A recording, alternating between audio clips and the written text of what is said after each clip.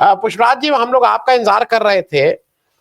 एक सुना है, जैसा अभी मतलब कोई फाइनल नहीं, लेकिन जैसा पेपर में छपा है कि एक बड़ी तैयारी है कांग्रेस पार्टी की तरफ से। राहुल गांधी 16 जिलों की यात्राएं कर रहे हैं और वो कुछ पदयात्रा उसमें ज्यादा है और इस तरह की बात हो रही है।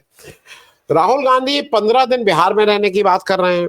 राहुल गांधी उस समय बिहार में है जब बिहार पूरी तरह से गर्म है SIR को लेके, जो चुनाव की नई हुआ है, जो नई वोटर लिस्ट बनी है। ये इस इनिशिएटिव में सारे महागठबंधन के लोग भी साथ में शामिल हो रहे हैं, वो भी जोर शोर से इसमें हिस्सा ले रहे हैं। मैं इसलिए पुष्पराज जी आपसे पूछ रहा हूँ क्योंकि बार बार ये कहा जाता है भाई जमीन पर उतरिए, जमीन पर उतरिए, जमीन पर उतरिए। दो चीजें बताऊं। एक तो जमीन पे जब राहुल गांधी भारत जोड़ो यात्रा से पे उतरे, उसके बाद इस देश ने जरूर एक चेंज आया है, पूरे विपक्ष में एक जोश आया है। और ये जो दूसरा बिहार में वो जो करने जा रहे हैं, आपको क्या लगता है कि जो वोट छीनने की, वोट चोरी करने की जो इलेक्शन कमीशन का जो प्लान है, उसमें काफी कुछ सेंध लग जाएगी उनकी उससे? और जरा इस यात्रा के बारे में अगर आपको थोड़ा और पता हो तो वो भी जरा बता दीजिए, पुष्पराज साहब। आनंद जी, आपको, पैनलिस्ट को और दर्शकों को मेरा नमस्कार। पहले तो मैं माफी चाहता हूँ कि मैं देर से आ रहा हूँ। मुझे लगा कि मेरी मीटिंग खत्म हो जाएगी और तब तक पहुंच गया, लेकिन ये इश्यू इतना महत्वपूर्ण है कि मुझे लगा कि गाड़ी से ही जुड़ जाना चाहिए, वरना मैं पुष्पराज साहब, आप बहुत सॉफ्ट बोलते हैं, थोड़ा तेज बोलिए, मतलब a bit louder. You are too gentle and soft. हाँ, जी जी, मैं माफी चाहता हूँ। मैं माफी चाहता हूँ, थोड़ा देर हो गई मुझसे, लेकिन ये इश्यू बहुत महत्वपूर्ण है, इसलिए मैंने सोचा कि ये ज्वाइन करना ही चाहिए। माइक अपने पास, माइक थोड़ा पास कर लीजिए जी। आवाज आ रही है अब मेरी? अब आ गई।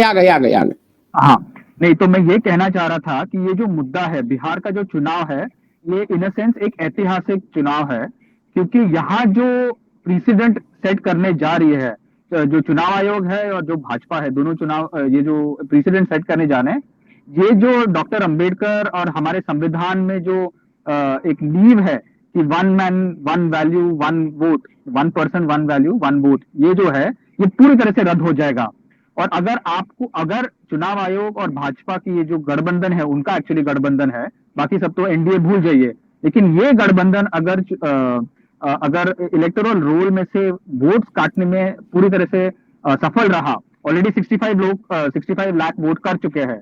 अभी डॉक्टर योगेंद्र यादव का एक हाल ही में एक पीस आया था, जिसमें वो नेशनल हेल्थ सर्वे का डेटा के उसको एनालिसिस करके, उसका अध्ययन करके ये कह रहे हैं कि लगभग 10% वोट और कटेगा, मतलब लगभग 72 लाख वोट और कटेगा, जबकि बिहार की आबादी लगभग 8.5 करोड़ है।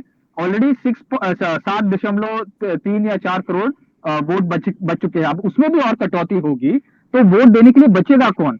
अब ये देखिए कि आप चोरी कर रहे हो, मतलब सीधे तौर पे जो भी आपसे असहमत है, जो भी प्रगतिशील भारतवासी है, जो संवैधानिक ढांचे में आस्था रखता है, उसको आप काट रहे हो। अब ऐसी स्थिति में विपक्ष और इंडिया गठबंधन कभी भी नहीं जीत सकेगा, ना आज इस बिहार के चुनाव में, ना आगे वाले चुनावों में। और आगे असम है जो फ्लिप हो सकता है, पंजाब है वो फ्लिप हो सकता है, केरल फ्लिप हो सकता है, कई ऐसे राज्य है जिसमें भाजपा की मतलब भाजपा की जीत बिल्कुल ही असंभव है।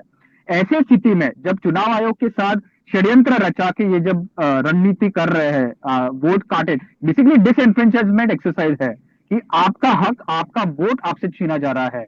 ऐसी स्थिति में हमारे पास और कोई मतलब संभावना नहीं बची, और कोई रास्ता ही नहीं बचा एक्सेप्ट सड़क पे आने का।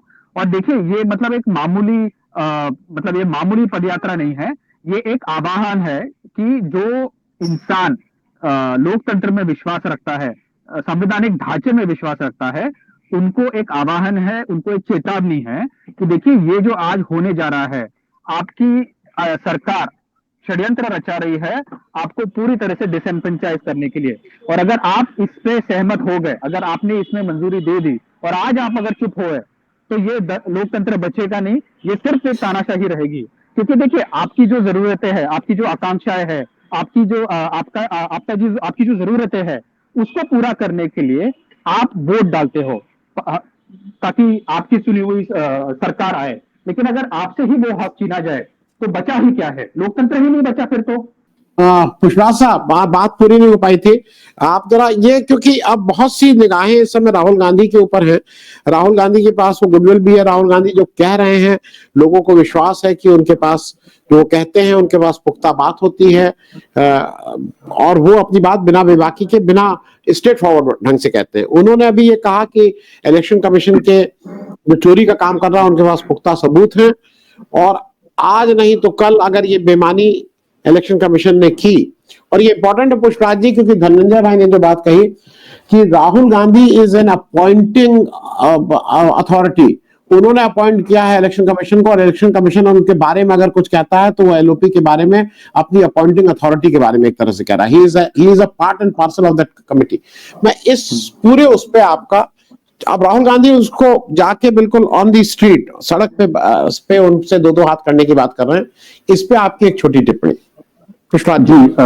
हाँ आनंद जी, देखिए पहले तो इसको पूरी एक्सरसाइज को एफआईआर कहना ही नहीं चाहिए, ये सीधी तरह से वोट बंदी है और कुछ नहीं है। पहले इन्होंने, और ये वोट बंदी जो होगी इसके कारण जो इसका जो परिणाम होगा वो होगा नागरिक बंदी। आपके हक, आपके आकांक्षा, आपकी जरूरत जो भी है ये आपसे छीना जा रहा है।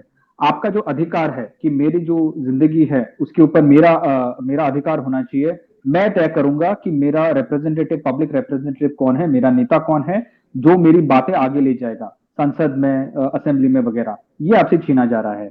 अगर अगर प्रधानमंत्री मोदी, भाजपा इन्होंने इतने ही 11 वर्षों में इतना अच्छा काम किया है तो इनको थोड़ा सिक्योरिटी होनी चाहिए, इनको विश्वास होना चाहिए जनता पे।